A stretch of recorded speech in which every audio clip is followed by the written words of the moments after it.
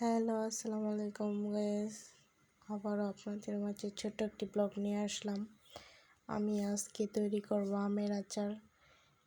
আজকে আমি তেল ছাড়া আমের আচার করব। বাইরের আবহাওয়াটা অনেক সুন্দর ছিল, তাই আপনাদের মাঝে নিয়ে আসলাম। এদিকে আমি আমগুলো কেটে ধুয়ে নিলাম ভালোভাবে। এখন আমি আমগুলো পানি ঝরিয়ে নিব। ভালো করে ধুয়ে নিলাম। পানি ঝরার অপেক্ষায় থাকবো আমি। আধা ঘন্টা পর্যন্ত আমি পানি ঝরানোর জন্য রেখে দিয়েছিলাম। ইতিমধ্যে আমি মশলা তৈরি করব। মেথি দিয়ে দিলাম 1 চামচ, জিরা 1 চামচ, 5 ফোড়ন 1.5 চামচ, 6টা শুকনো মরিচ দিয়ে আমি এখন এগুলো ব্লেন্ড করে গুঁড়া করে নেব আচারের জন্য। এদিকে আমি ব্লেন্ড করে নেব, দিয়ে দিলাম।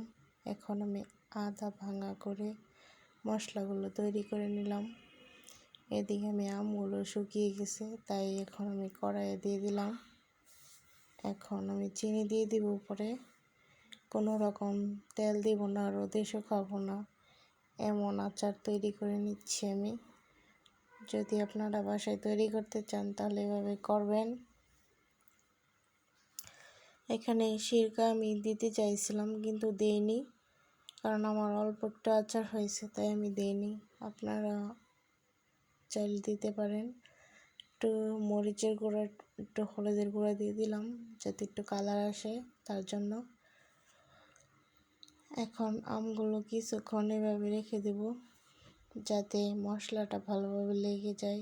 চিনিগুলো গলে গেছে। এখন হালকা হালকা করে লাড়তে হবে, বেশি লাড়লে আমগুলো হয়ে যাবে। এখন আমি সব রেডি করে কিছুক্ষণ রেখে দিয়ে এখন মশলা দিয়ে নামিয়ে নিব আচার। 5 ফোড়ন সব কিছু এখানে গুঁড়া করে নিয়েছিলাম, তাই এগুলো দিয়ে দিলাম। এখন দিয়ে কিছুক্ষণ নাড়াচাড়া করে রেখে দেব। আমার আচার রেডি। যদি আপনারা এভাবে বানাতে চান বানাবেন। আল্লাহ হাফেজ।